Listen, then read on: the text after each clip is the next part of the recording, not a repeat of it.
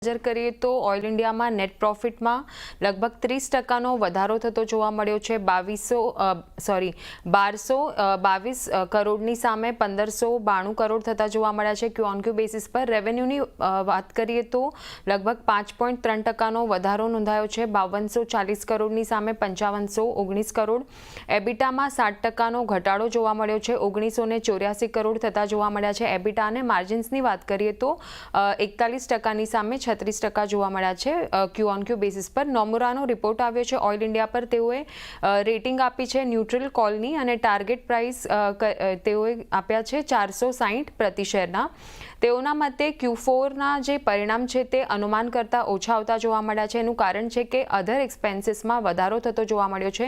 તો જે વોલ્યુમમાં વધારો હતો એની સામે અધર એક્સપેન્સીસમાં જે વધારો જોવા મળ્યો તે એની સામે ઓફસેટ થતો જોવા મળ્યો છે। તો આ રીતે પરિણામ આવતા જોવા મળ્યા છે ઓઇલ ઇન્ડિયા પર।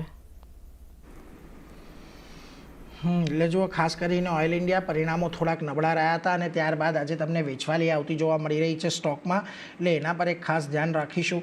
પરંતુ યજ્ઞેશજી, ખાસ કરીને ઓઇલ ઇન્ડિયા કઈ રીતે જોવું જોઈએ? 425 પાસે રોજ છેલ્લા 4-5 દિવસથી અહીંયા થોડુંક રેઝિસ્ટન્સ ફેસ કરી રહ્યો હતો, ત્યાંથી આજે વેચવાલી છે। 20 દિવસની મૂવિંગ એવરેજના સપોર્ટ પર છે કાઉન્ટર, કઈ રીતે ધ્યાન આપવું? જે રીતે ટેકનિકલ સ્ટ્રક્ચર સમજીએ, ઘણા ઇમ્પોર્ટન્ટ રેઝિસ્ટન્સ ફેસ કરી રહ્યો છે। 425-430 પાસે મલ્ટિપલ ટાઈમ્સ આ લેવલ્સથી રિજેક્શન જોયું છે આપણે, અને લાસ્ટ 3 ટ્રેડિંગ સેશનની રેન્જ હતી એક, એને પણ આજે 420ની આપણે નીચેની સાઈડ બ્રેકઆઉટ કર્યો છે। અને ઓપન ઇન્ટરેસ્ટના ડેટા જોઈએ છે તો લગભગ 12%નો હોય શોર્ટ સાઇડ બિલ્ટઅપ જોવા મળી રહ્યું છે। તો મારા હિસાબે એક લાગી રહ્યું છે કે સ્ટોકની અંદર હજુ વેચવાલી આગળ વધી શકે છે, કારણ કે રેન્જ બ્રેક જોવા મળી રહી છે। શોર્ટ સેલની સલાહ છે આ લેવલ્સ પર। 422નો સ્ટોપ લોસ મેન્ટેન રાખો અને એક્સપેક્ટેડ લક્ષ્યાંક 390 છે।